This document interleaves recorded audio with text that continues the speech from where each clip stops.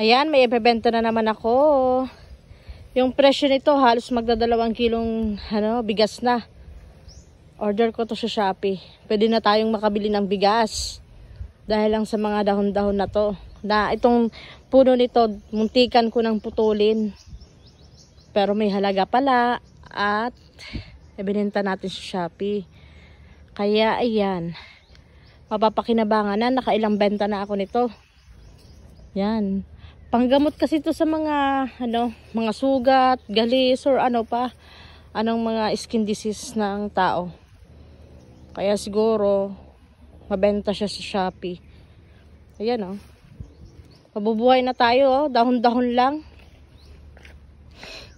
Dito lang sa amin bakuran nakuha to. Muntikan ko na itong maputol eh. Buti na lang nagtanong-tanong ako, kaya maraming salamat sa mga nagsabing may pakinabang.